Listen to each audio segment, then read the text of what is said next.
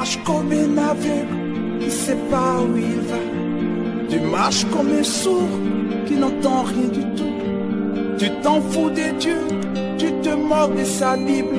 Mais un jour, tu couleras des larmes pour tout cela. Tu vas couler des larmes, tu vas pleurer un jour.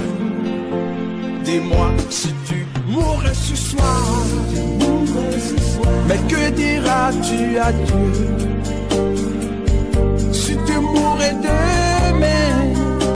Nous allons prier le Seigneur pour lui recommander encore ce moment d'étude de sa parole, que lui soit notre guide, que son esprit nous remplisse et nous conduise ce soir encore dans la vérité.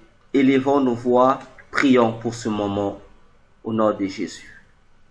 Seigneur Jésus, nous voici ce soir devant toi afin d'honorer ton nom, Seigneur. Pour nous, ça a toujours été un grand privilège, Seigneur, de nous réunir autour des choses de ton royaume. Ainsi, Seigneur, entre tes mains, nous te consacrons, Seigneur, ce mercredi pour notre étude, en ce jour du 14 juin 2023. Seigneur, conduis-nous dans toute ta vérité par la puissance de ton Esprit Saint, qu'il nous donne l'opportunité ce soir d'être bénéficiaire, Jésus, ô Dieu, de tes révélations inédites, afin que nos âmes soient nourries et que notre esprit soit réveillé. Seigneur Jésus, je te prie de nous unir dans la même pensée, de nous unir dans les mêmes désirs, ceux de te connaître de mieux en mieux tout le long de cette étude. Loin de nous toute distraction de l'ennemi, loin de nous tout ce que l'ennemi pourra organiser pour nous divertir, Seigneur, ou pour nous éloigner de ta présence. Nous couvrons ce moment par ton sang dans le nom puissant de Jésus et nous proclamons que ce soir nous sommes bénis, que ce soir nous sommes visités par toi au nom de Jésus. Nous avons ainsi prié et nous disons Amen. Alors, nous continuons toujours dans notre chapitre 4 sur la configuration du ciel, dans notre étude concernant ce que nous ignorons sur le ciel. Dernièrement, nous avons fait, je pense il y a peut-être quelques semaines de cela, l'étude sur les parfums du ciel. Il y avait les parfums du ciel. Il y avait encore ces jours-là, on a fait les parfums du ciel et autre chose encore, le paradis. Et je crois on avait vu étudier 4 éléments, mais malheureusement, déjà notre étude sur le parfum du ciel, lorsque j'ai écouté l'enregistrement fait, en tout cas, il n'y a rien dedans. Il n'y a que de bruits bizarres. Et ceux qui ont suivi l'étude sur le paradis, il y a trop de coupures bizarres. Donc, du coup, j'ai un fardeau, celui de pouvoir refaire ces études-là. Parce que les gens sur YouTube réclament cela. Donc, il est de mon devoir de le refaire. Voilà pourquoi ce soir, par la grâce de Dieu, nous allons refaire nous allons commencer par l'étude sur les parfums du ciel, mais ça sera approfondi cette fois-ci par rapport à ce que nous avons dit la dernière fois. Alors, nous savons que cette étude, c'est l'ensemble des choses, de mon témoignage concernant ces mystères du ciel. Car c'est quoi un témoignage? La Bible nous donne la signification du mot témoignage par rapport à l'évangile de Jésus. C'est ce que nous allons lire dans les propos de l'apôtre Jean. Dans 1 Jean, chapitre 1, du verset 1er jusqu'au verset 4. 1 Jean, chapitre 1er, du verset 1er jusqu'au verset 4. Lisons ensemble la parole du Seigneur sur la définition que les apôtres de Jésus ont donnée sur le témoignage chrétien. L'apôtre Jean écrit: ce qui était dès le commencement, ce que nous avons, ce que nous avons vu de nos propres yeux, ce que nous avons contemplé et que nos propres mains ont touché de la parole de la vie, car la vie a été manifestée et nous l'avons vue, et aussi nous le témoignons et nous vous annonçons la vie éternelle qui était avec le Père et qui nous a été manifestée. Cela, dis-je, que nous avons vu, et oui, nous vous l'annonçons, afin que vous ayez communion avec nous, et que notre communion soit avec le Père et avec son Fils Jésus-Christ. Et nous vous écrivons ces choses, afin que votre joie soit parfaite. Amen.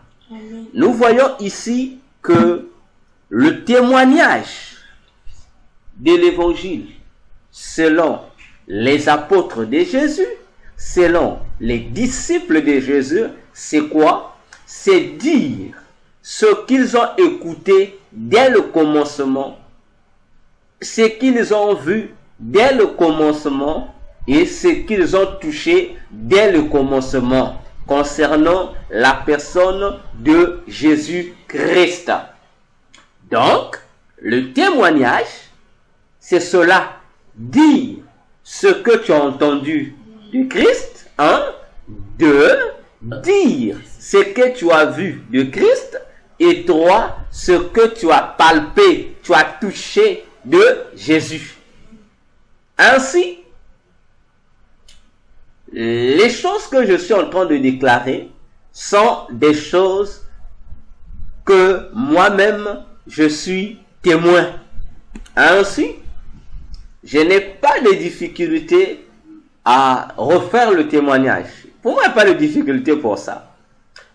Aussi, nous devions savoir une chose, c'est que le témoignage chrétien, le témoignage sur les choses du ciel repose sur deux facteurs principaux d'après moi. Je répète, celui qui témoigne pour Dieu, celui qui témoigne pour la gloire du royaume des cieux, doit savoir que il est soumis à deux facteurs principaux. Le premier facteur, c'est la grâce obtenue pour bénéficier de la visitation divine. Je reprends. Le premier facteur auquel le témoin chrétien est soumis, c'est la grâce obtenue pour bénéficier de la visitation divine. C'est une grâce. Être visité par Dieu pour bénéficier des révélations de Dieu, pour contempler ou pour être un témoin d'une révélation, d'une vision des choses qui se passe dans les cieux, c'est une grâce que le Seigneur donne. Lorsque je parle de grâce, je ne parle pas de faveur imméritée, non, mais je parle de grâce en tant qu'opportunité, grâce en tant que ce privilège que le Seigneur donne aux témoins. C'est un privilège, c'est un honneur, c'est une opportunité. Voyez-vous? Et le deuxième facteur auquel le témoin chrétien est soumis, c'est quoi? C'est le niveau intellectuel du témoin. Pourquoi le niveau intellectuel du témoin est-il impliqué dans le facteur du témoignage chrétien? Parce que, comme le dit l'apôtre Jean, si le témoignage, si témoigner Jésus signifie dire ce que nous avons entendu de Dieu, dire ce que nous avons vu de Dieu et dire ce que nous avons touché de Dieu. Cela veut dire que notre niveau intellectuel aussi doit être à l'œuvre parce que tu vas entendre. Pour entendre, il faut avoir la capacité de capter ce qui est dit, de capter l'information.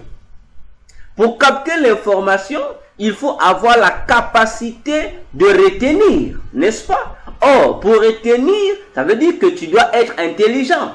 Et c'est là qu'intervient le niveau intellectuel de celui qui est en train d'écouter ce qui est dit. Sinon, tu risques de dire des choses dont tu n'as pas pu bien écouter. Et tu seras un mauvais témoin. Tu seras un mauvais témoin. Pourquoi le niveau intellectuel du témoin qui veut témoigner des choses du ciel, qui veut témoigner des révélations divines, est-il impliqué dans son témoignage? Bien, parce que le témoignage, tu dois dire ce que le Seigneur t'a montré. Tu dois dire ce que tu as vu. Or, pour dire ce que tu as vu, il faudra que tu aies des yeux capables de bien distinguer les choses qui sont devant toi. De bien distinguer la réalité qui s'impose à tes yeux. Ce qui veut dire, il faut que tu aies une bonne vision des choses. Il faut que tes yeux soient capables de bien voir. Parce que si tu vois mal, tu risques aussi de mal transmettre la chose. Il y a un prophète dans la Bible. Dieu lui montre une vision. Il voit la vision. Dieu lui pose la question. Que vois-tu? Le prophète décrit autre chose par rapport à ce que Dieu lui montre. Et Dieu lui dit non, tu n'as pas bien vu, regarde encore. Et lorsque le prophète regarda pour la seconde fois, il va maintenant dire ce que Dieu lui montrait. Alors, imaginons-nous un seul instant, bien-aimé, si Dieu ne lui avait pas recommandé de regarder de nouveau, le prophète allait communiquer au peuple une fausse vision de ce que Dieu n'a pas dit. Regardez encore un élément. Lorsque Dieu envoie le prophète Samuel dans 1 Samuel 16 pour qu'il aille oindre un nouveau roi d'Israël qui est David. La Bible dit, lorsque le prophète Samuel, qui était en même temps souverain sacrificateur et unique prophète de son temps, le grand prophète Samuel, lorsqu'il arrive dans la maison d'Isaïe, le père de David, la Bible déclare, le concerné qui avait été choisi par Dieu pour être roi d'Israël, il était loin, il était dans la forêt en train de paître le troupeau de son père. Étant donné que Isaïe avait au total 8 fils, la Bible déclare, le prophète entrant chez lui, lorsqu'il a commencé à voir les frères aînés de David, il a cru que c'était l'un d'eux. à cause de l'apparence, comme c'était des guerriers royaux. Il a d'abord vu le premier frère de David, il a dit non, c'est lui. Il a encore vu donc c'est lui. Donc l'apparence a trompé le prophète. Et heureusement que Dieu a intervenu pour lui dire, moi, l'Éternel, je ne considère pas ce que l'homme considère. Car l'homme considère ce qui frappe à ses yeux. Or, moi, l'Éternel, je considère le cœur. Voilà, c'est à travers cette intervention de Dieu que le prophète Samuel a eu à modifier sa conception des choses. Voyez-vous, si Dieu n'avait pas intervenu, Samuel aurait fait ce que Dieu ne lui aurait pas dit. Il aurait consacré peut-être Eliab, parce qu'il était costaud, il avait la forme d'un guerrier. Parce qu'il s'est dit, humainement parlant, qu'un roi devrait avoir ce genre de muscles.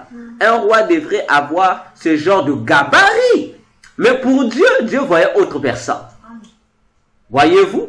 Donc, le niveau intellectuel de celui qui bénéficie des révélations de Dieu ou de celui qui expérimente ces expériences surnaturelles est aussi important. Voyez-vous? Parce que il faut rapporter ce que tu as entendu, il faut rapporter ce que tu as dit, tu as vu. Mais si toi, ton niveau intellectuel est un niveau bas, ça veut dire que tu seras pour toi un bon témoin. Mais il y a des choses auxquelles tu ne seras pas capable de communiquer, de transmettre. Tu risques de confondre le chien au loup. Tu risques toi, on t'a montré le loup. Bon, comme le loup et le chien sont de la même espèce, toi, tu vas appeler le loup par le chien. Tu dirais, j'ai vu le chien. Mais en réalité, ce n'est pas le chien que tu as vu. C'est-à-dire, tu risqueras de confondre un blanc à un albinos. Si tu ne sais pas comment on appelle un albinos, tu vas l'appeler un blanc. Alors que Dieu t'a montré un albinos. Voyons-nous, c'est pourquoi je dis, dans un témoignage, les facultés intellectuelles de la personne comptent. Et vous allez même constater ça dans la Bible. Prenez par exemple l'apôtre Jean qui nous révèle l'Apocalypse. Pourtant, c'est Jésus en personne qui lui apparaît.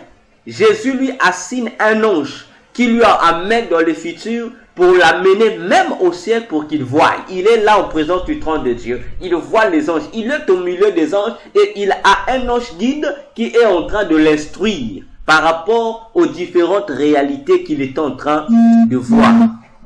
Curieusement, vous allez voir, il y a des endroits où l'apôtre Jean a directement décrit. Il a décrit. C'était la même chose. Il décrit. Voyez-vous? Il décrit l'élément sans pourtant chercher de tournure. Mais il y a des endroits, il dit, c'était comme. Mais pourquoi il dit comme? Parce que lui se retrouve devant des réalités que lui ne peut pas décrire par rapport à son niveau intellectuel. Dans l'Apocalypse, ce que vous et moi, nous appelons les immeubles, les gratte-ciel. Mais Jean l'a appelé les hautes montagnes. Jean a dit que c'était les hautes montagnes tombées sur les gens. Comment une montagne peut tomber sur quelqu'un? C'est pas possible. Voyez-vous? C'est pas possible. Donc, les gratte-ciel, pour Jean, l'apôtre Jean, comme à son époque, il n'y en avait pas. Il n'y avait que des tours. Mais des maisons semblables aux gratte-ciel, aux immeubles que nous avons aujourd'hui, lui, il n'en avait pas à leur époque. Voyez-vous? C'est normal que les gens appellent ça des montagnes. Il appelle des montagnes. Voyez-vous? Donc, il est important qu'un témoin puisse réunir ses facultés intellectuelles afin de pouvoir être un bon témoin de Dieu sur la terre. Raison de plus, à l'apôtre Pierre, dans 2 Pierre plutôt, chapitre 1, du verset 1er jusqu'au verset 13, de dire que le croyant en Christ, le chrétien doit ajouter, doit faire des efforts pour ajouter à sa foi, on dit, la connaissance et la science. C'est important. C'est important. Alors, entrons dans notre vif du sujet. Nous parlons des parfums du ciel. Vous savez, le ciel est un pays de senteurs. Le ciel est un endroit qui est inondé de senteurs, de bonnes odeurs, de parfums. Déjà, dès votre atterrissage au ciel, dès votre arrivée à la première partie du ciel, qui est le paradis, vous sentez déjà une autre vibration. Vous sentez déjà un autre décor du paysage et un autre décor sur tout ce qui compose l'atmosphère de cet environnement-là. Voyez-vous, chaque endroit où nous mettons pied a une certaine atmosphère.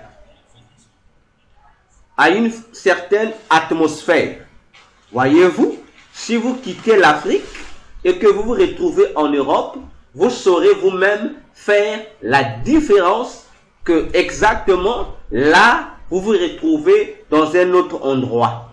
De la même manière, celui qui quitte l'Europe, qui vient en Afrique, va exactement constater qu'il vient d'effectuer un déplacement d'un endroit à un autre. Et il va constater des changements. Il va constater que le décor ne sera pas le même. Et il va aussi constater que ce qu'on appelle naturellement par l'air frais ne sera pas le même. Autrement dit, l'odeur de l'endroit ne sera plus la même. Voyez-vous, de la même manière aussi, lorsque vous arrivez au ciel, vous allez constater déjà que l'atmosphère change. Que ce que vous allez constater là-bas sont des choses allant de l'atmosphère, de la déco, de l'air ou de tout ce que vous allez constater, qu'il n'y aura rien de comparable par rapport à tout ce que vous avez déjà connu ou qui existe sur la terre. Parce que au ciel, une certaine odeur, un certain parfum naturel va vous accueillir. Et là, vous saurez, vous allez palper, vous allez voir, vous allez entendre la parfumerie dans sa perfection divine. Parce que au ciel, chaque endroit au ciel, chaque section, chaque département au ciel a une senteur particulière, a un parfum particulier. Je répète, chaque endroit au ciel, chaque secteur du ciel, que ce soit les secteurs du paradis, les secteurs de la ville ou encore les demeures qui se trouvent dans l'endroit que j'appelle souvent la salle du trône, chacun de ces endroits ou chacun de ces secteurs dégage une odeur, une senteur particulière. Cependant, il n'y a que ceux-là qui sont doués en matière de senteur ou de parfumerie qui sont capables de pouvoir identifier toutes ces odeurs-là et de les distinguer. Voyez-vous? Donc, c'est voilà pourquoi je disais encore tout à l'heure, les choses divines, le témoin doit savoir impliquer son niveau intellectuel lorsque Dieu lui donne l'opportunité de découvrir les merveilles du ciel. Voyez-vous? Parce que si vous amenez quelqu'un qui va au ciel, qui n'est pas doué en matière de la parfumerie, il ne saura pas distinguer que l'odeur. Lui, il va seulement dire, il y avait une bonne odeur. C'est tout. Il va sentir qu'il y a une bonne odeur. Mais celui qui est lié à la parfumerie, comme le pasteur Yves, il te dira que cette odeur que je ressens là, en tout cas, c'est l'odeur de tel parfum. Ici, j'écoute telle odeur. Voyez-vous, il y aura une distinction nette sur les odeurs. Et au ciel, les odeurs parfumées diffèrent d'un endroit à un autre. J'espère que je me fais très bien comprendre. Alors, nous devons aussi retenir qu'au ciel, tous les endroits ne sont pas identiques. Au ciel, tous les endroits ne sont pas identiques. J'ai écouté des témoignages de nos frères et sœurs chrétiens qui disent qu'au ciel, toutes les maisons sont pareilles. C'est faux et archi faux. Même avec la Bible, c'est faux. Parce que la Bible confirme qu'au ciel, les habitats, les demeures ne sont pas identiques. C'est faux. Ces gens-là n'ont qu'à chercher un autre endroit où ils voient ces choses-là. Ce n'est pas identique. Au ciel, vous allez retrouver des endroits qui vont ressembler au désert. Mais ce n'est pas un désert. Donc tu as la prétention que c'est un désert, mais ce n'est pas un désert. Tu verras des endroits qui vont ressembler aux belles villes que tu connais. Mais ce ne sont pas ces belles villes-là. Tu verras des endroits qui vont ressembler aux collines. Tu verras des endroits qui vont ressembler à la campagne. Tu verras des endroits qui vont ressembler au jardin. Voyez-vous? Et tout ça, ça fait partie des endroits qui composent le royaume des cieux, le ciel. Voyez-vous? Si vous allez, par exemple, en Europe, dans les endroits qu'on appelle les banlieues, si vous arrivez là-bas, si un Africain arrive dans les banlieues, il se retrouvera en Afrique. Ces banlieues vont lui rappeler l'Afrique. Voyez-vous, il va se rappeler l'Afrique. Il dit, ah non, ça ressemble à certains quartiers de l'Afrique. Voyez-vous, c'est de la même manière aussi au ciel. Il y a des endroits, chaque endroit a sa particularité. Chaque endroit a sa particularité. Étant donné que là-bas, le péché, la souillure ne sera pas. Autrement dit, les défauts ne seront pas. Voyez-vous comme ça. Alors, poursuivons avec notre point. Nous sommes en train de parler, de refaire une émission que nous avons fait, mais le diable est intervenu. Donc, nous parlons sur les parfums du ciel. Et nous allons lire un verset que nous avons lu dernièrement dans le Cantique des Cantiques.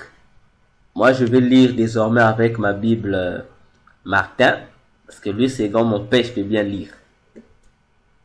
Cantique des Cantiques 1, verset 1 au verset 4. Quelque chose qui est décrit là, qui illustre ce qui se passe aussi au ciel.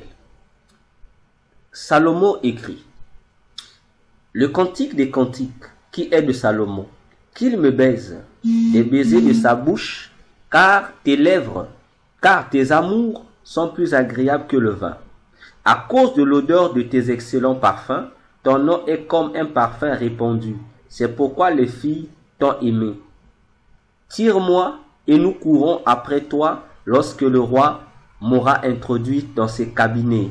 Nous nous égayerons et nous nous réjouirons en toi. Nous célébrerons tes amours plus que le vin. Les hommes droits t'ont aimé. Voilà, je peux même arrêter par là. Vous voyez que si vous lisez bien ce Cantique des Cantiques, d'abord c'est un livre qui nous parle prophétiquement de l'amour entre Dieu et Israël, d'une part, et d'autre part, l'amour entre Jésus-Christ et l'Église.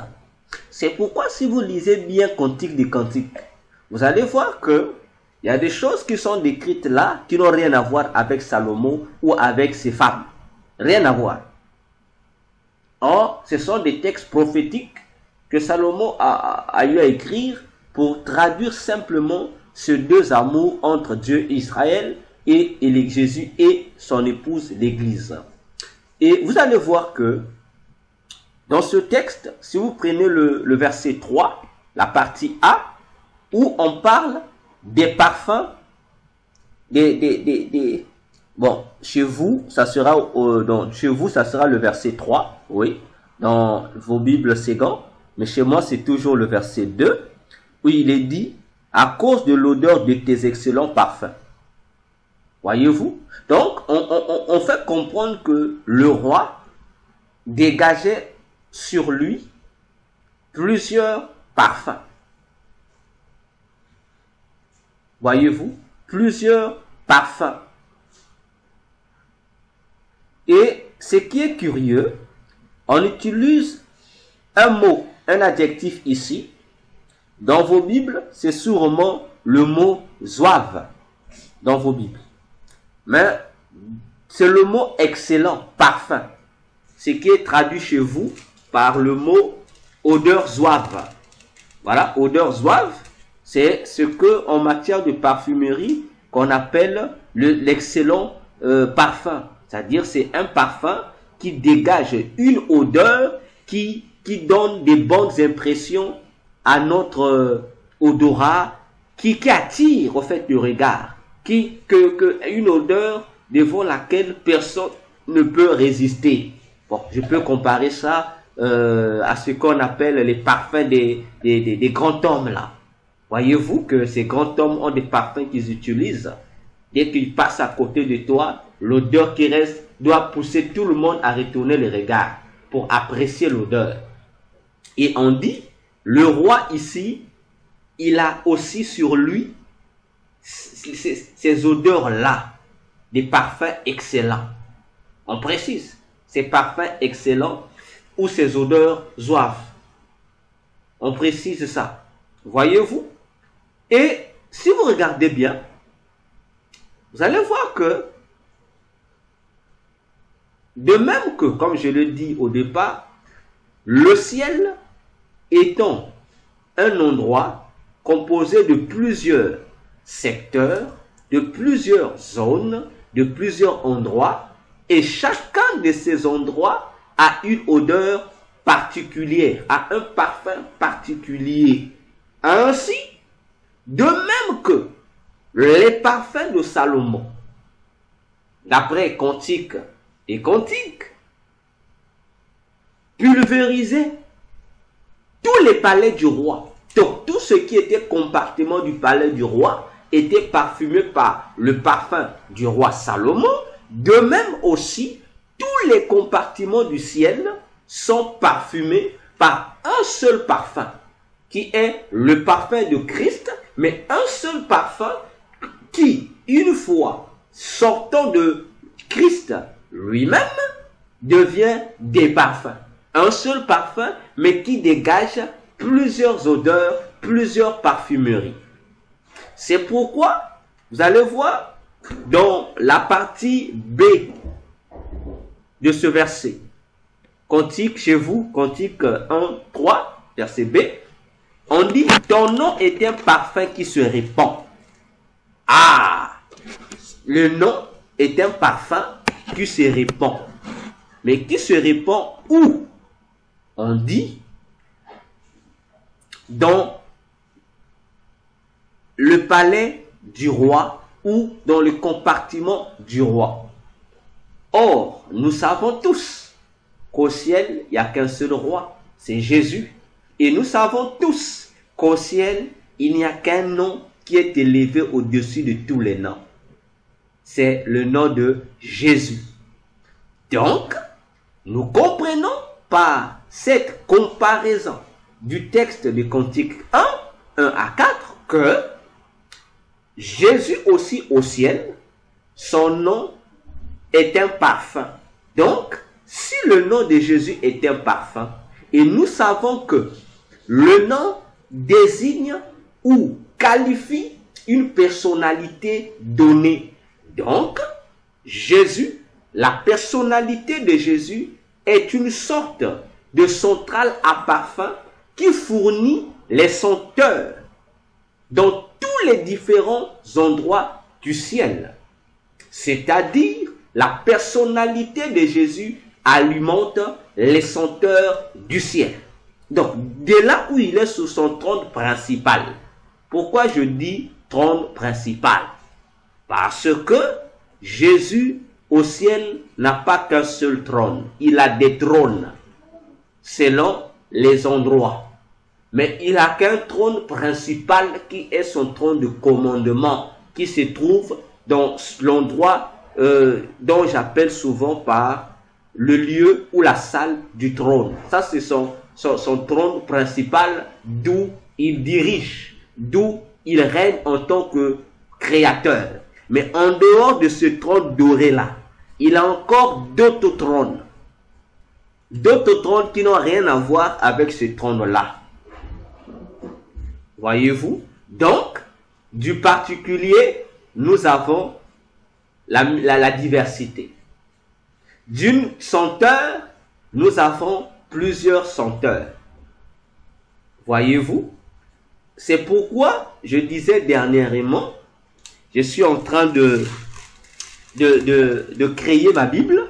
Bientôt, je vais finaliser, c'est un grand boulot.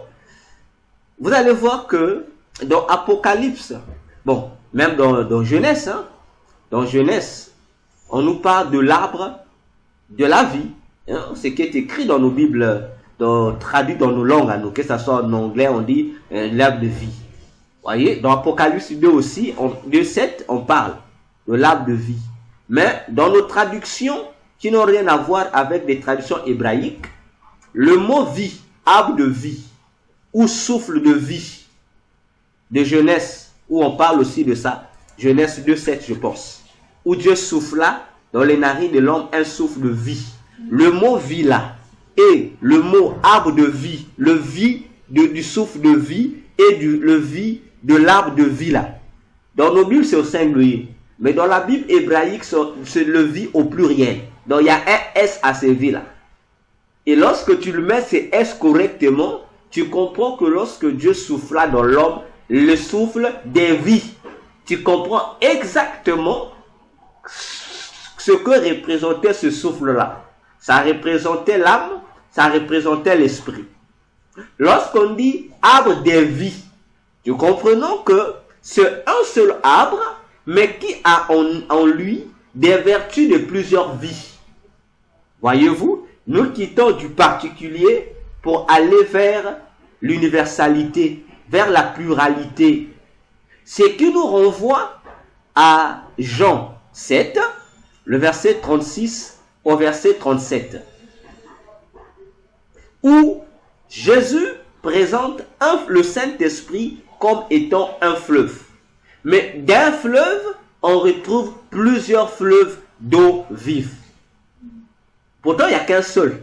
Mais le seul fleuve, qui est le fleuve des vies, devient donc un fleuve qui produit plusieurs vies. Et Jésus dit, il parlait du Saint-Esprit. Alors, combien de Saint-Esprit avons-nous? Un seul ou plusieurs Saint-Esprits? Vous allez voir encore. Un seul esprit, oui, un seul Saint-Esprit, mais qui tantôt devient 7 esprits de Dieu. Le même Saint-Esprit, mais deux fois, il devient 7 esprits de Dieu. Donc, c'est comme s'il se multipliait en 7. Mais c'est un même esprit. Or, cette diversité de l'Esprit Saint montre simplement les différentes contenances de vertus qu'il a. Voyez-vous? Ainsi encore, vous allez voir, un seul esprit devient aussi plusieurs esprits. Par exemple, si vous prenez Ésaïe 11, versets 1 à 2, c'est lorsqu'on prophétise sur Jésus, l'enfant qu'il aura sur lui, l'esprit de sagesse, On dit l'esprit de connaissance. Mais on dit esprit, si tu les choses selon plusieurs esprits. Alors que ces plusieurs esprits traduisent simplement les facultés qu'ont un seul esprit. Le même Saint-Esprit te donne la connaissance. Le même Saint-Esprit te donne la force. Voyez-vous? C'est pourquoi dans Romains 12 et 1 Corinthiens 12, on dit un même esprit, mais la diversité dedans. Voyez-vous? L'autre dira, j'ai le don de la prophétie. Donc on dira, j'ai l'esprit de la prophétie. L'autre là-bas dira, non, moi j'ai le don de la révélation. On va dire l'esprit de révélation. Voyez-vous? Mais c'est un seul esprit. De même aussi, Jésus dégageant un seul parfum, mais le seul parfum là devient des parfums en fonction des endroits qu'il gère, lui, Dieu. Voyez-vous? Continuons. Alors, je vais vous parler, comme j'avais dit, je suis en train de refaire cet enseignement-là, mais je rentre dans sa profondeur. Alors, je vais vous parler d'un mystère ou des mystères, prenez ça comme vous voulez, des parfums au ciel, au travers d'une vision nocturne que j'ai reçue le 28 janvier 2021. Le 28 janvier 2021 aux environs de 5 heures du matin. Dans cette vision, je me suis retrouvé dans une grande salle. Une salle très vaste. Et la salle était vraiment glorieuse, c'est-à-dire lumineuse. Et de part et d'autre, la couleur qui dominait dans cette gloire, c'était la couleur blanche. Bon, je ne sais pas si la salle était blanche ou comment, mais ce qui est vrai, la couleur qui dominait, la couleur blanche, mais glorieuse. Et devant, je vois qu'il y avait une estrade qui était là. Et sur cette estrade, il y avait plusieurs anges qui avaient entouré Dieu. Et Dieu était assis. Alors, ces anges qui entouraient Dieu, à gauche et à droite, il y avait deux anges particuliers, à gauche et à droite, qui avaient la forme d'un feu. La forme d'un feu, ils étaient là. Et le constat que j'avais encore fait, c'est que dans cette salle, il n'y avait que des anges. Il n'y avait pas d'humains. Il n'y avait que des anges. Ça, c'est le premier constat que j'ai fait. Il n'y avait que des anges. Et les anges étaient là de plusieurs formes, de plusieurs catégories. Alors, je veux voir une chose, c'est que la porte de cette salle, c'est une porte dorée qui va s'ouvrir. Et lorsque cette porte s'ouvre, je vais voir qu'il y avait une longue rangée des anges qui rentraient. Bon, s'il faut appeler ça file indienne, quelque chose comme ça. Les anges rentraient et ils étaient tous en rang. Ils rentraient là. Il n'y avait qu'une seule rangée, pas deux, qu'une seule rangée. Ils sont rentrés et, bon, je ne sais pas s'il faut que je calcule, de l'entrée, en entrant après la porte, ils sont limités peut-être entre 1 mètre, 2 mètres, 3 mètres, je dirais peut-être 10 mètres. Ils sont arrêtés là. Mais jusqu'à dehors. Donc la file continue jusqu'à dehors. À l'infini. Alors, chacun de ces anges-là avait une tenue spéciale. C'est-à-dire, chacun de ces anges avait un vêtement particulier et tenait dans sa main soit un encensoir d'or ou soit un instrument de musique. Je répète, chacun de ces anges-là avait des vêtements spéciaux et avait soit dans la main un encensoir d'or ou un instrument de musique. Et derrière leurs vêtements, leurs robes, il y avait des numéros qui allaient de 1 jusqu'à l'infini, puisque la chaîne était jusqu'à dehors là-bas. Alors, chacun d'eux, en entrant, puisqu'ils étaient en file, ils allaient à tour de rôle arriver devant l'estrade qui était là. L'estrade là avait trois marches. 3 marches étaient là. Dès qu'ils arrivaient, là, ils prenaient soit ceux qui avaient l'encensoir, ils fumaient ça. Je ne sais pas comment ils faisaient pour sortir le feu, mais ils fumaient ça de sorte que la fumée contenue dans cet encensoir puisse se répandre. Et la fumée qui sortait de ces encensoirs-là avait la même couleur que le vêtement porté par chacun d'eux.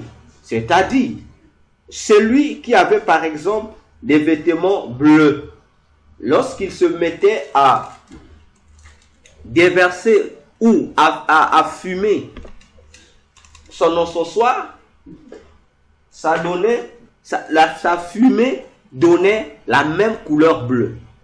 C'est comme ça que ça se passait.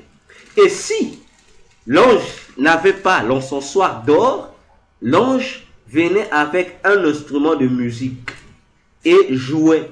Et lorsqu'il jouait, c'est le même phénomène qui se produisait. Il y avait aussi une fumée, bon j'appelle ça fumée, une fumée qui se dégageait de son instrument ayant la même couleur que sa tenue. Alors, l'événement se passait, il passait à tour de rôle. Il passait, il déversait à tour de rôle, à tour de rôle. Alors, curieusement, lorsque ils vont diminuer au fur et à mesure, je vais apercevoir dans cette file un humain. Je vais apercevoir un humain. Donc, disons un être humain qui était une femme. Une femme. Bon, femme c'est trop dit. Bon, une sœur, c'est mieux. Femme c'est trop dit. C'était une sœur. Je vais apercevoir une sœur que je connaissais, qui était une sœur de mon ancienne église, qui était, bon, qui est chantre, puisqu'elle est toujours chantre, entre guillemets. Comprenez mon émotion. Alors, j'aperçois cette sœur-là. Je me suis posé 1001 questions. Qu'est-ce qu'elle fait là? Elle est la seule humaine qui se retrouve parmi les anges. Et je constate que le numéro que portait cette sœur, c'était le numéro 4073. Donc, elle portait sur son vêtement le numéro 4073. Donc, je m'imagine, parce que malgré ça, derrière elle, la file était toujours infinie jusqu'au dehors.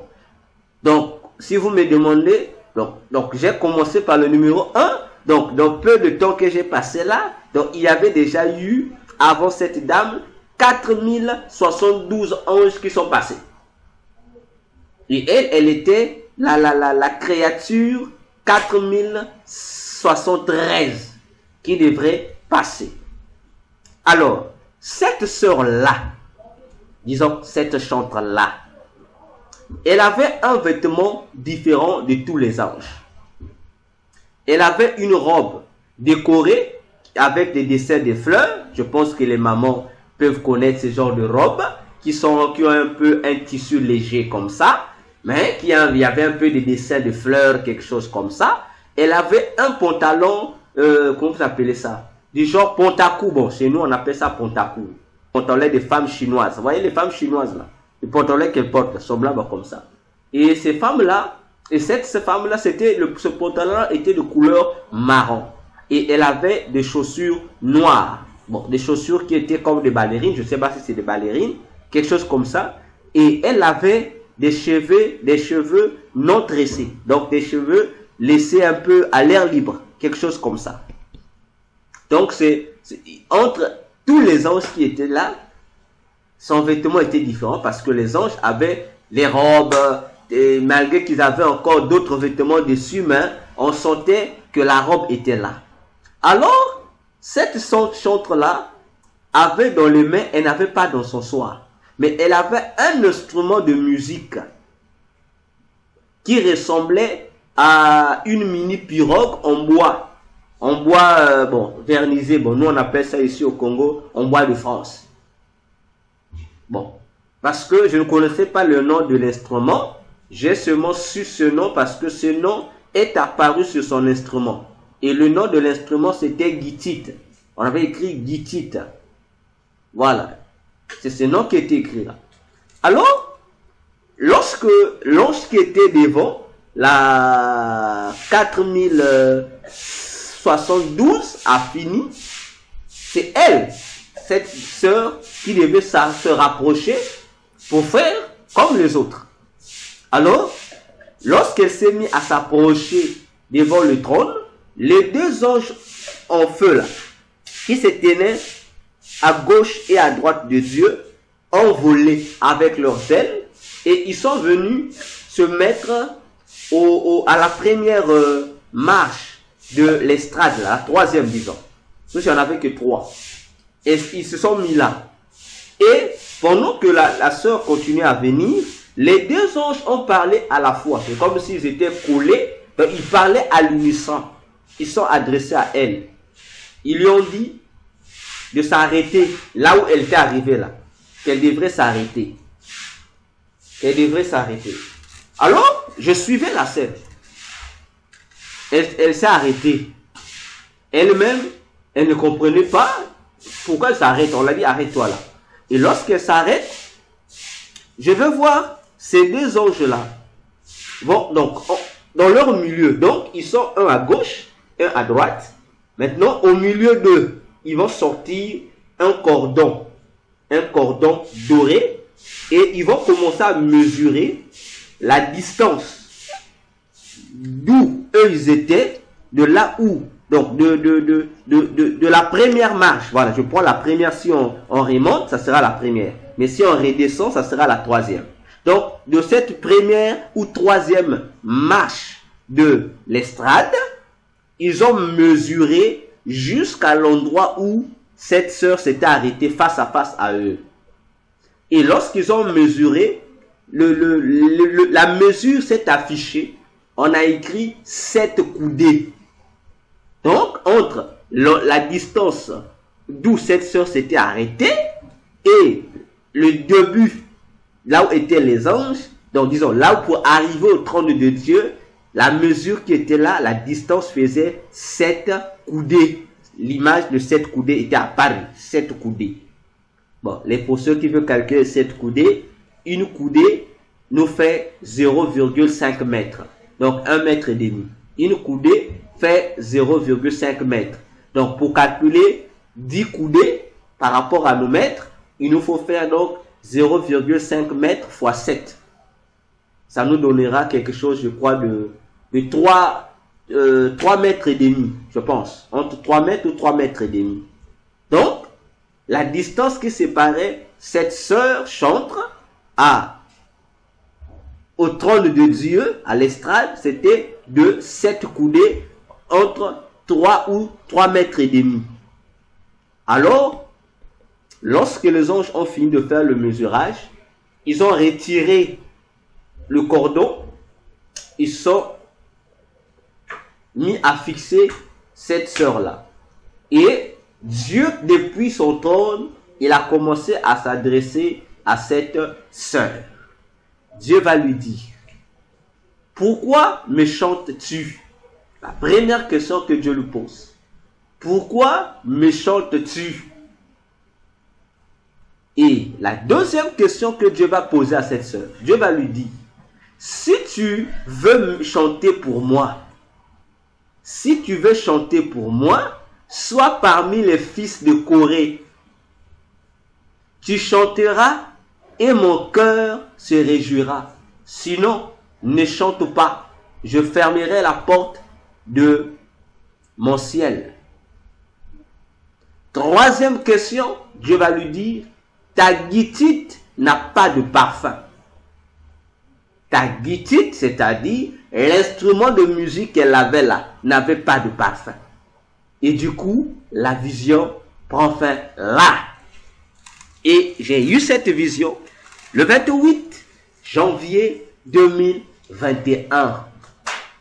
Et le jour où j'ai parlé de cette sorte, de cette vision-là, peut-être c'était, je crois, un mois après, un mois et demi après, nous étions en pleine réunion avec il y avait des des serviteurs que j'encadrais. Il y avait des chantres, il y avait des intercesseurs et certains membres du comité, la femme du pasteur qui était là. J'ai dit à cette sœur-là, voilà la sœur, voilà la vision, je t'avais demandé de prier. Tu m'avais dit pourquoi. Je t'avais dit prie seulement, va chercher Dieu. Tu as un problème avec Dieu. J'ai dit bien, devant témoin ici, je vais te dire pourquoi je t'avais dit de prier parce que tu avais le problème avec Dieu. J'ai exposé les anges là. Et j'ai demandé à tous les serviteurs qui étaient là, j'ai dit que celui qui a l'explication à donner à la sœur n'a qu'à donner. Moi, je dis rien. Voyez-vous? Et j'ai compris que les trois questions que Dieu a posées à cette sœur, jusqu'à aujourd'hui, pour la sœur, elle ne prête pas attention à ça. Parce que jusqu'à aujourd'hui, elle est toujours chantre entre guillemets. Voyez-vous? Et j'ai compris par là une chose, que l'affaire des parfums au ciel est une affaire à prendre au sérieux. Parce que si parmi tous ces milliers d'anges, il y a eu une humaine, et c'est cette sœur-là, c'est une grâce. Certains diront, pour elle de se retrouver là, comment elle s'est retrouvée là, nous ne savons pas. Mais elle se retrouve là, elle n'est pas en conformité avec ce qui doit être fait. Elle a bien son instrument, mais un élément manque dans cet instrument-là, il n'y a pas le parfum. Parce que l'objectif, c'est lorsque tu vas aller mettre en valeur l'instrument que tu as entre les mains, il faudra que le parfum soit dégagé. S'il n'y a pas le parfum, ça veut dire que tu es inutile. Et je réalise pourquoi Dieu lui dit, pourquoi me chantes-tu? Comme pour lui dire, tu dois prendre d'abord conscience de savoir pour quelle raison nous devrons chanter pour Dieu. Autrement dit, pour quelle raison nous devons servir Dieu ou pourquoi servons-nous Dieu? C'est la question que tout chrétien devrait se poser. Et Dieu l'aide en lui situant, en lui disant, si tu veux chanter pour moi, sois compté parmi les fils de Corée. Et lorsque j'ai demandé à la sœur, tu connais les fils de Corée? Elle dit non. J'ai dit, comment toi chantes, tu ne connais pas les fils de Corée? Finalement, tu lis quoi dans la Bible? Elle, sa Bible à elle, c'est nos séries télévisées, les novelas. Si tu cites seulement le nom d'une série, si tu commences les 2 premières lettres, elle complète les autres. Ça, c'est ce qu'elle suit. Mais la Bible, elle ne lit pas. Alors que cette sœur-là, je crois, avant même que je lui partage cette vision, elle-même, elle avait fait un rêve. Dans ce rêve, on lui disait de lire les puissants, à partir des puissants, il disait entre 82 et 83. Moi, j'ai dit, mais si tu vois dans ces puissants-là, ce sont des puissants écrits par les fils de Corée. Donc Dieu t'aide même, mais tu refuses. J'ai dit, ma soeur, et je lui ai dit devant les serviteurs, sache que lorsque tu te mets debout là pour chanter là, Dieu au ciel, il note 0. Tu l'énerves lorsque tu chantes, parce que tu ne réjouis pas son cœur. Donc toi-même, tu connais comment tu mènes ta vie. Si tu sais que ta vie n'est pas correcte, sache que, en fait, ta voix là, ta beauté là, tes parties là, que tu exhibes lorsque tu montes là-bas, ça sent mauvais, ça ne dégage pas le parfum, c'est 0. J'ai dit, tu divertis l'église en fait. Elle m'a regardé, elle dit, docteur, comment tu as dit ça? J'ai dit, mais je te dis la vérité. Moi, je répète ce que Dieu a dit. Dieu a dit que ta guitare là, ton instrument de musique là n'a pas de parfum. J'ai dit, toi, dis-moi, quel est l'instrument de musique que tu sais jouer? Sinon que chanter. Tu connais jouer tu n'as aucun instrument de musique que tu sais jouer, sinon que ta voix. Donc la guitare là représente ta voix. C'est ton instrument. Mais ta voix là, tu chantes pour toi avec des voix fines, avec des dièses. Mais au ciel, on te note 0. Voyez-vous? Et j'ai compris que nous chrétiens, tout ce que nous devons faire pour Dieu doit avoir un parfum. Et c'est là que j'ai compris que l'adoration, ce n'est pas seulement la partie de l'église ou du culte où on dit adoration. tout ce que nous faisons pour Dieu est aussi une adoration. Voyons-nous ainsi que chacun de nous prenne conscience, car le parfum du ciel est une affaire sérieuse. Je monte encore, je monte encore. Nous sommes toujours sur le mystère du parfum du ciel. Si vous prenez la Bible nous parle des femmes qui ont déversé leur parfum sur Jésus. N'est-ce pas? Nous connaissons, non? Les femmes qui ont déversé les parfums sur Jésus. Mais, avant que nous rentrions dans la révélation de ces trois femmes-là, nous allons d'abord régler une situation là. Parce que, lorsque nous lisons les versets bibliques qui nous présentent la séquence de ces femmes-là, les ennemis de la Bible, les antichrétiens, les sorciers, disent qu'il y a la contradiction dans ces passages-là. Et lorsqu'ils branlent les versets qui montrent ces contradictions-là, les chrétiens ont peur. Les chrétiens commencent à douter de la Bible. Et les hommes de Dieu ont peur de venir répondre. Ils ont peur. On cherche les théologiens. On dit non, vous savez, l'erreur est humaine. Ah, homme de Dieu. L'erreur est humaine. Ça veut dire que tu acceptes que c'est la contradiction. Voyez-vous? Alors que l'apôtre Paul disait à Timothée que nous devrions faire taire les contradicteurs. Bon, si eux ils pensent que c'est contradiction, on va voir. Ensemble, peut-être qu'ils ont aussi raison. Si je vous donne les passages d'abord, on va les lire. Notez d'abord les passages. Matthieu 26, versets 6 à 7. Matthieu 26, versets 6 à 7. Deuxième verset, Jean 12, versets 1 à 3. Jean 12, versets 1 à 3. Luc, le troisième verset, Luc 7, verset 36 au verset 39. Luc 7, verset 36 au verset 39. Bien. Maintenant, nous allons lire le premier verset. C'est que Matthieu 26, verset 6 à 7 nous dit. Chère contradiction. On va aller. Matthieu dit. Je lis comme avec notre ancien frère Louis Ségon, comme ils utilisent Louis Ségon pour nous présenter ces contradictions-là. On va rentrer dans leur jeu. Matthieu dit. Comme Jésus était à Béthanie, dans la maison de Simon le lépreux, une femme s'approcha de lui, tenant un vase d'albâtre qui renfermait un parfum de grand prix, et pendant qu'ils étaient à table, elle répandit le parfum sur sa tête. Je prends le deuxième passage, Jean 12, versets 1 à 3. 6 jours avant la Pâque, Jésus arriva à Béthanie, où était Lazare, qu'il avait ressuscité des morts. Là, on lui fit un souper, Marthe servait, et Lazare était un de ceux qui se trouvaient à table avec lui. Marie, ayant pris une livre d'un parfum de nard pur de grand prix, oignit les pieds de Jésus, et elle lui essuya les pieds avec ses cheveux, et la maison fut remplie de l'odeur du parfum. Je prends le dernier verset.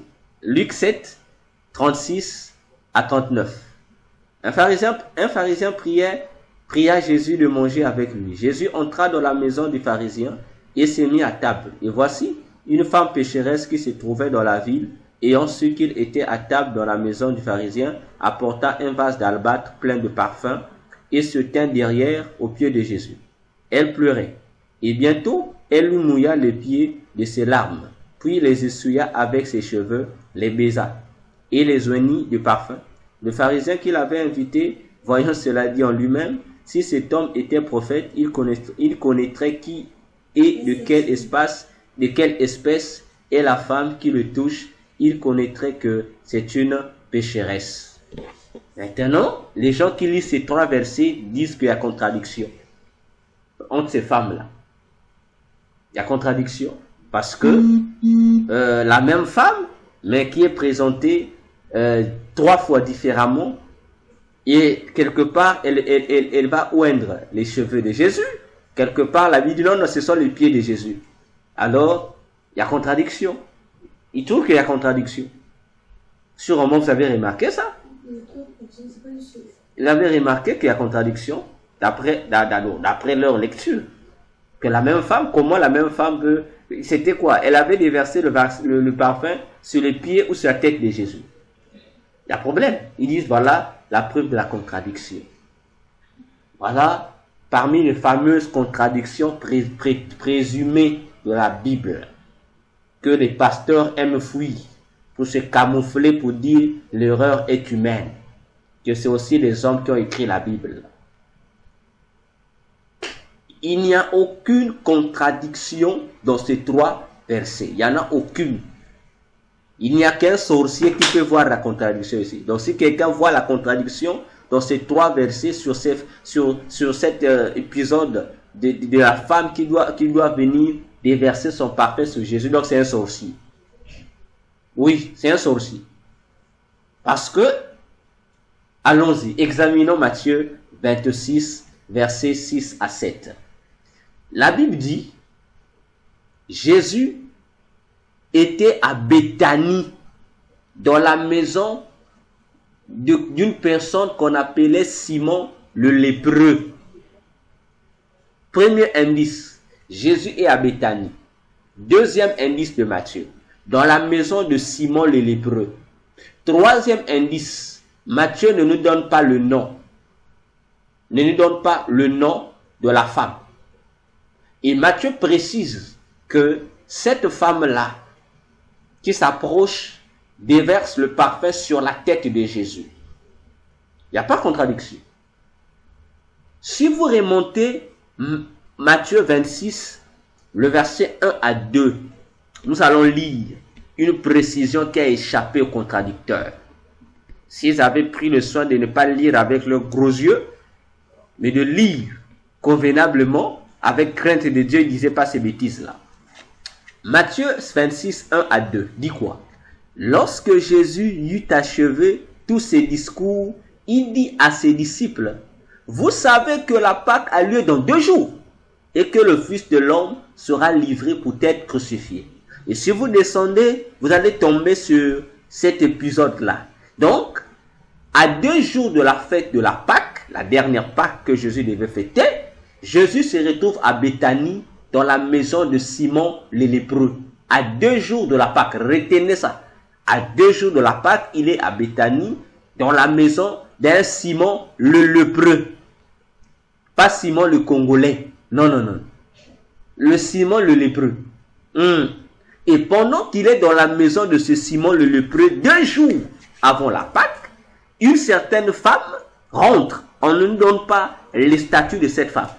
Était-elle prostituée? On n'a pas dit. Était-elle pécheresse? On n'a pas dit. On a Matthieu rapporte, dit, une femme est rentrée dans la maison et cette femme-là est venue, elle a déversé son parfum, son vase d'albâtre, son parfum, le vase d'albâtre qui est encore appelé parfum de nard, de grand prix. Elle a déversé ça sur la tête de Jésus. Retenez ces indices. Allons-y dans Jean 12. 1 à 3. Jean 12 précise dès le départ, au premier verset, on dit 6 jours avant la Pâque. Donc vous comprenez déjà que ce n'est pas le même jour. Là-bas, chez Matthieu, c'était 2 jours avant la Pâque, et ici, c'est 6 jours avant la Pâque. Donc déjà, il y a déjà 2 jours d'écart. Plutôt 4 jours d'écart même, entre la journée de Matthieu et la journée de Jean. On continue. On dit, Jésus arriva toujours à Béthanie, cette fois-ci, pas dans la maison de Simon le lépreux, mais à Béthanie, dans une autre maison, dans la maison de Lazare. Voyez la différence, hein? Ce n'est pas le même endroit et ce n'est pas le même jour. Et dans la maison de Lazare, ce n'est pas une étrangère qui rentre, mais c'est l'une des sœurs de Lazare, Marie. On précise, qui vient déverser aussi un parfum de grand prix. Le parfum est cette fois-ci sur les pieds de Jésus. L'autre femme inconnue, elle vient chez la maison de Simon, déverse son parfum sur la tête, la main. Marie ici, la sœur de Lazare, déverse sur les pieds de Jésus. Attention. Donc, on retrouve aussi à Béthanie, mais dans un autre endroit et dans un autre jour. Prenons le dernier verset, dans Luc 7, versets 36 à 39. Ici, on précise encore un fait. On dit, un pharisien pria Jésus. Donc, ce n'était pas la maison de Lazare, ce n'était pas la maison de Simon le lépreux, mais la maison d'un pharisien. Ici, maintenant, on précise, la femme qui vient ici, on dit ce n'était pas Marie, sœur de Lazare, ce n'était pas une inconnue comme dans Matthieu, mais on dit c'est une femme pécheresse. L'expression femme pécheresse, chez les Hébreux, ça veut dire une prostituée.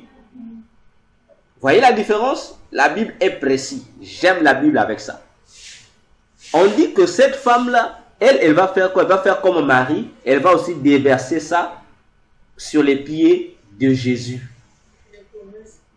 Mais vous allez remarquer, si vous remontez dans Luc 7, le verset 11, on dit, l'événement là de cette femme pécheresse, ça ne se passe pas à Béthanie, mais ça se passe dans un village de Naïn, dans le village de Naïn qui était situé au nord de Jérusalem, dans la région de Galilée.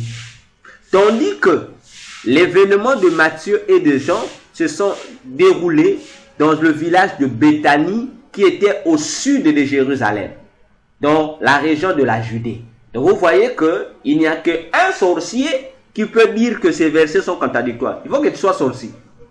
Parce qu'un homme normal verra que ça ne parle pas d'un même événement et ce n'est pas les mêmes endroits.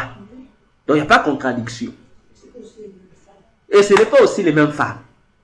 Bon, maintenant, les musulmans qui utilisent ça, vous comprenez pourquoi ils sont sorciers? Pourquoi ils sont envoûtés? Qui utilisent ça pour dire là la Bible est contradictoire? Non, non, non. C'est vous qui lisez mal. Lisons bien la Bible. Alors, allons dans notre objectif. Quel est le secret de ce acte-là, de l'onction de Jésus par les parfums, par ces trois femmes-là? Pourquoi ces femmes avait-elle seulement privilégié le parfum? Elle avait compris le secret. Ça veut dire qu'une fois qu'une d'entre elles avait commencé, la nouvelle s'était répandue. Que si tu veux trouver une certaine faveur, viens seulement faire le parfum. Viens loin du parfum seulement. C'est parce que le parfum que ces femmes déversaient sur Jésus représentait spirituellement leurs désirs, les désirs de leur état d'âme. Quel est le désir de leur état d'âme? C'est la restitution de leur parfum intérieur, perdu à cause de leur mauvaise vie, de leur péché. Je reprends. Le parfum que ces femmes, ces trois femmes, ont déversé sur Jésus représentait spirituellement le désir de leur état d'âme, lesquels désirent la restitution de leur parfum intérieur qu'elles avaient perdu à cause de leur mauvaise vie, de leur péché. Je comprends maintenant pourquoi la sœur que j'ai vue là avait l'instrument de musique, avait son don, mais le don n'avait pas en lui le parfum. Ah, Église! Parce que à la place du parfum, il y a eu un aspirateur de parfum divin qui a absorbé les parfums. Et l'aspirateur là, c'est le péché. C'est le péché. Donc du coup, la personne se sent donc vidée du parfum intérieur de Dieu dans sa vie. Car je ne pense pas que ces femmes-là étaient rentrées brusquement seulement comme ça à l'improviste. pour déverser. Avant de venir déverser, depuis chez elles, elles avaient pris la résolution de se séparer avec ce péché-là. Elles avaient pris la résolution d'abandonner leur mauvaise vie, c'est-à-dire, elles s'étaient décidées à se repentir. C'est pourquoi, étant repenties, elles amènent un élément pour symboliser leurs besoins devant Jésus. Comme pour lui dire, voici, nous avons accepté d'abandonner nos péchés pour regagner, pour retrouver la valeur que nous avons perdue autrefois. Ainsi, nous symbolisons notre repentance par le parfum que nous te déversons. Comme toi, nous avons perdu le parfum que tu nous avais donné. Ta bonne senteur, nous l'avons perdu. Nous payons d'abord l'amende en te parfumant pour que toi, en retour, comme tu es la centrale qui nous fournit le parfum, pour qu'en retour, tu nous donnes le parfum. Voilà pourquoi ces trois femmes ont obtenu des choses merveilleuses. Elles ont reçu ce qu'elles étaient venues chercher. Jésus a dit, tes péchés sont pardonnés. Et Jésus a dit à, je crois, deux d'entre elles, que la part que vous avez choisie, elle a dit à Marie. Marie a choisi une part qui ne sera pas ôtée. À une autre femme, elle a dit, partout où on va annoncer la bonne nouvelle, on parlera de toi. Il y a une autre femme, Jésus a dit, tes péchés sont pardonnés. Voyez-vous, elles ont retrouvé le parfum. J'ouvre une parenthèse. On va faire l'évaluation.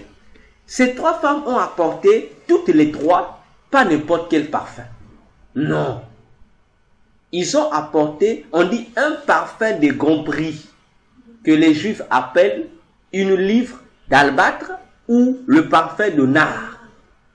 Bien aimé dans le Seigneur, à leur époque là-bas, ce parfum-là coûtait 300 deniers. Ce parfum de nard coûtait 300 deniers.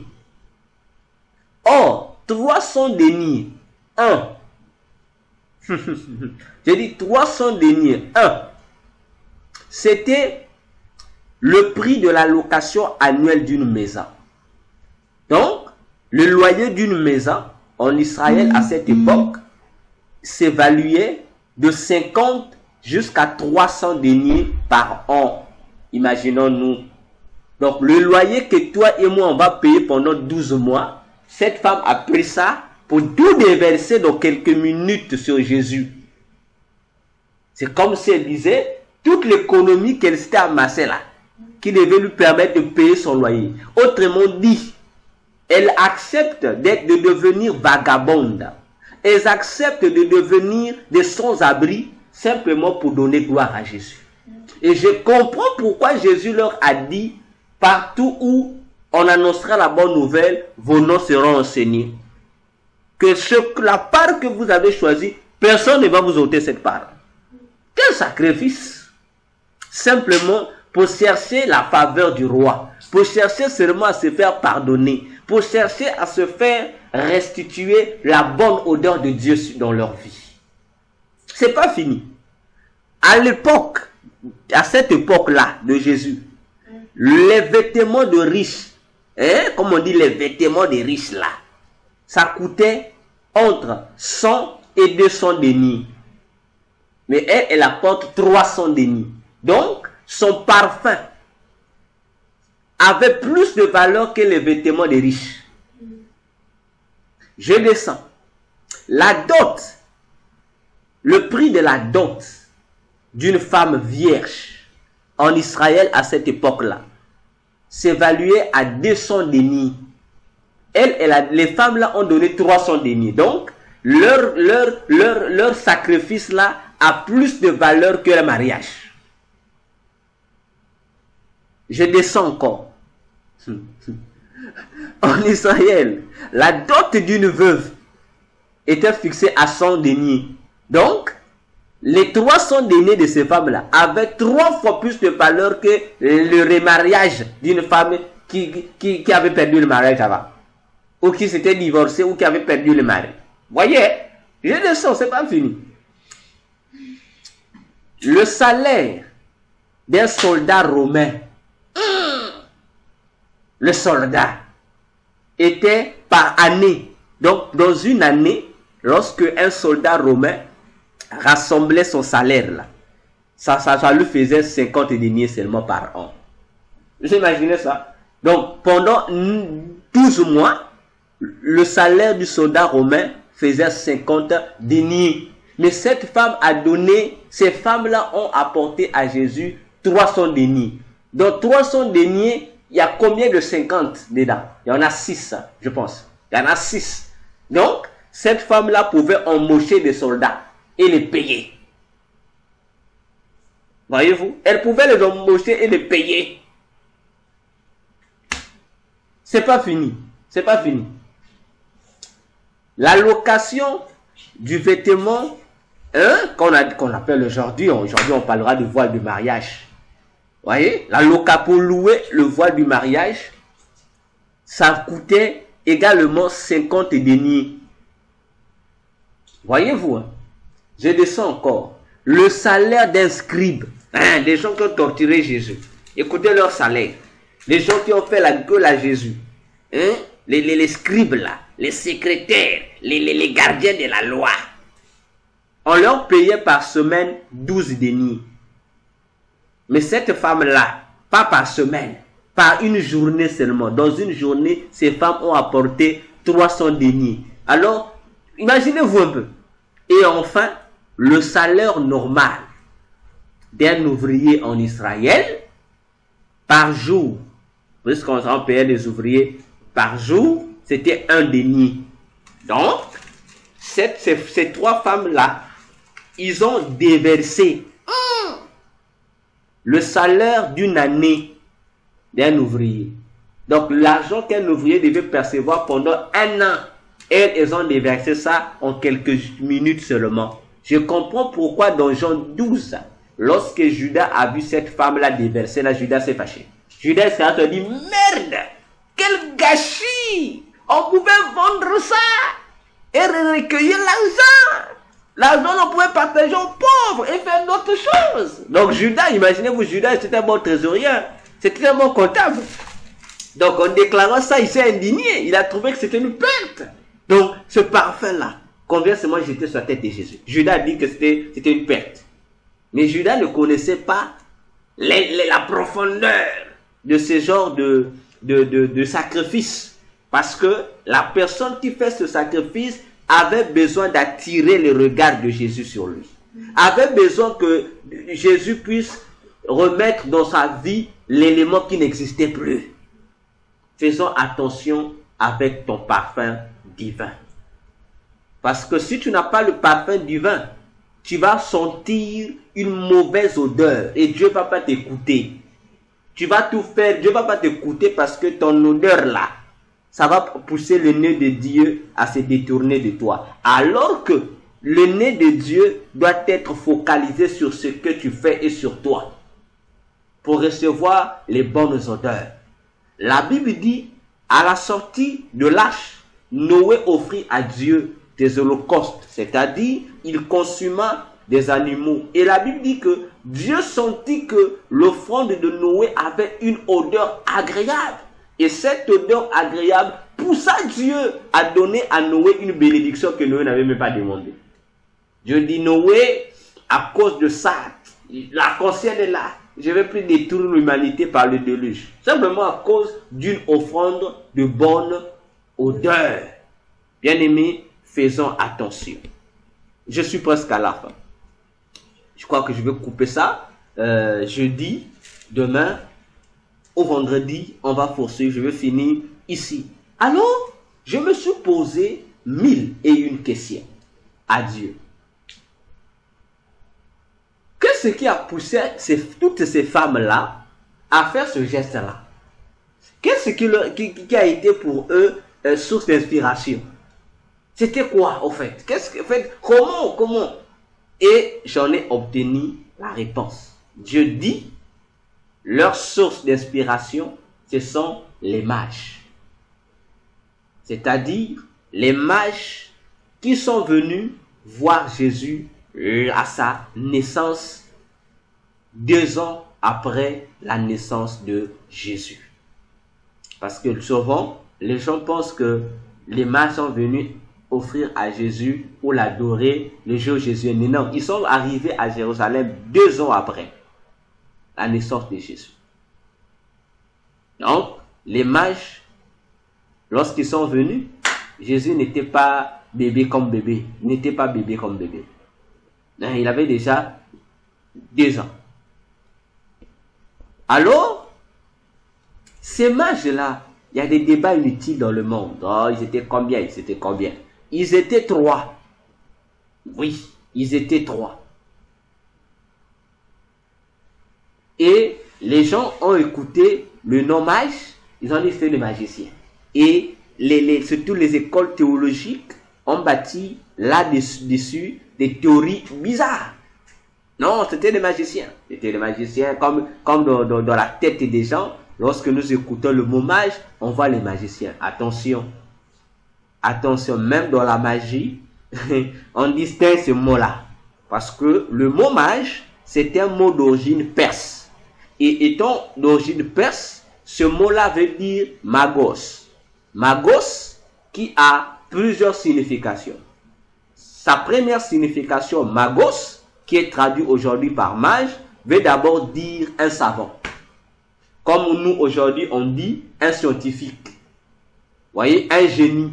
C'est juste, ça veut dire ça. 2, un mage, ça veut dire ce que nous aujourd'hui on appelle par un astronaute. C'est-à-dire ceux qui font l'astronomie, ceux qui font l'étude des astres, des étoiles, les astronautes, je pense. Ceux qui font astronomie. Et ça veut aussi dire les magiciens, c'est-à-dire des astrologues. C'est ce que ça veut aussi dire. Alors, dans quelle catégorie étaient les mages qui sont venus consulter Jésus? Étaient-ils des magiciens, des astrologues? Non. C'était juste des rois. C'était des rois. Dans leur pays là-bas en Perse, c'était des rois, c'est-à-dire, lorsque je parle des rois, des chefs des tribus, et c'était des gens qui étaient spécialisés dans l'étude de l'astronomie, c'est-à-dire dans l'étude physique des étoiles, et non dans l'étude mystique des étoiles comme les astrologues. Non. Et c'est démontré dans l'histoire. Parce que l'endroit où ces mages ont quitté là-bas en Perse, qui devient aujourd'hui l'Iran, la Perse antique aujourd'hui c'est le pays que nous appelons l'Iran.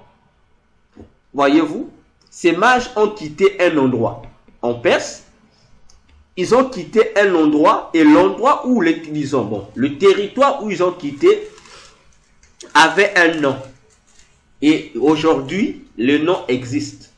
Ce nom de l'endroit où ils étaient là, ça s'appelait Saba ou Savé. Saba, à ne pas confondre avec la reine de Saba. Non. On appelait ça, les Perses appellent ça Saba ou Savé. Comme vous l'entendez. Savé. Et ils étaient 3, comme je l'ai dit.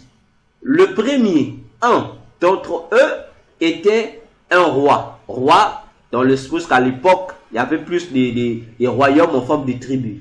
Un était le roi de Savé ou de Saba. Pas le Saba de l'Éthiopie. Non, le Saba, Savé en Perse. Donc le premier était chef de tribu de Savé. Le deuxième, chef de tribu ou roi de Tiavé. Donc il y a Savé, 1. 2, il y a une autre région, toujours là-bas en Perse, qu'on appelait Diavé. Et le troisième était le chef de tribu d'un territoire qu'on appelait Shiza. Voilà, je ne sais pas si c'est moi qui prononce bien ou pas, on appelait ça Shiza. Donc, C-H-I-Z. Voyez-vous? Et c'est de là, de cet endroit de Sabé, que les 3 chefs des tribus ont résolu quitter leur lieu pour se rendre à Jérusalem par rapport aux études qu'il faisait sur les étoiles.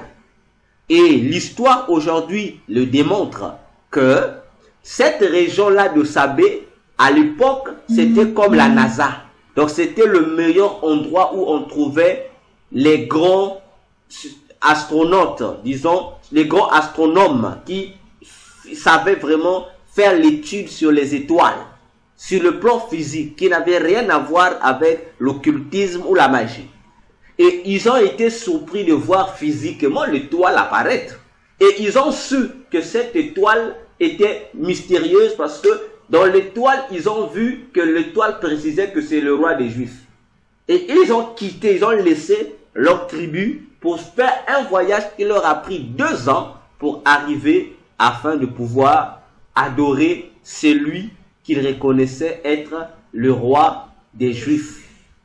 Parce que eux, ils savaient que le roi des Juifs, le roi qui devait naître là, le roi des Juifs, devrait être le roi qui devait régner dans le monde.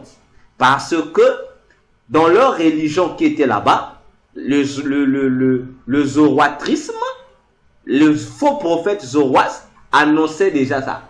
Que le temps viendra, le monde entier sera géré par un roi. En fait, leur religion prophétisait l'antichrist.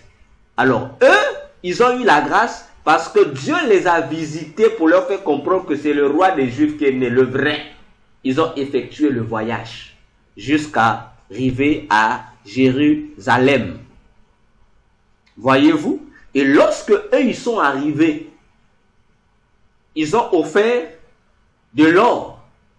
Ils ont offert le parfum. En fait, ce que nos Bibles françaises appellent par la myrrhe. En fait, c'était l'aloès. Voilà, l'aloès. Vous connaissez l'aloès là? Voilà. Et ils ont donné l'encens. Ils ont offert. Voyez-vous? Or, on a l'or, on a 2 parfums. Parce que c'était les offrandes que eux, dans leur pays, ils offraient aux divinités, aux personnes qui naissaient, que eux, comme ils étaient des idolâtres, donc ils offraient à leurs dieux. Aux dieux, savaient que ça c'est une divinité, on devait l'offrir ainsi, parce que les divinités avaient besoin de ces parfums. Et vous allez remarquer que chacune de leurs offrandes était également prophétique. Et je comprends pourquoi Dieu les avait visités, Dieu les guidait. Parce que eux, les mages, avaient la révélation que le reste d'Israël n'avait pas. Ainsi, ils donnent l'or. Or, l'or qui prophétisait la royauté même de Jésus. C'est pourquoi on parle toujours du sceptre royal. Même si tu vas dans la tradition, c'est lui qui est chef, on dit, même s'il n'a jamais touché de sceptre royal en question, on dit toujours, même s'il a seulement un petit bois, on dit c'est son sceptre royal. Voyez-vous? Et dans l'Antiquité, tout ce qui était lié au roi était toujours accompagné d'or. Et on lui donne l'encens. On l'offre. Mais qu'est-ce que Jésus avait à voir avec l'encens? Parce que ça devait le parfumer lui. Et on lui donne la myrrhe. Qui devrait, la myrrhe, en fait l'aloès, qui devait être utilisée, qui prophétisait sa mort. Et l'autre parfum prophétisait son état de fils de l'homme, de l'être pur. Voyez-vous? Et à la fin, lorsque les mages ont fini, la Bible déclare qu'ils étaient joyeux de retourner dans leur pays. Oh. Donc eux, ils ont quitté ce monde, ils ont vu, ils ont adoré, et ils sont retournés, ils étaient contents. Ils étaient contents. Mais qu'est-ce qu'ils faisaient leur jour? Parce que eux, ils ont vu ce que tout le monde ne pouvait pas voir. Et ils ont fini, ils sont repartis. Voyez-vous? Pour dire, nous allons nous arrêter sur ce point-là. Et demain, ou encore, non, vendredi, nous aurons étude, nous allons poursuivre avec l'autre point pour rentrer encore en profondeur sur cette affaire des parfums célestes, des parfums divins que nous devrions avoir au-dedans de nous. Alors, que Dieu vous bénisse. Si vous avez des questions, je ne répondrai pas aux questions ce soir. L'heure est assez avancée. Nous allons, écrivez-moi dans le groupe et le vendredi, lorsque nous allons nous réunir, je répondrai à ces questions. Alors, que Dieu nous bénisse, que Dieu nous garde.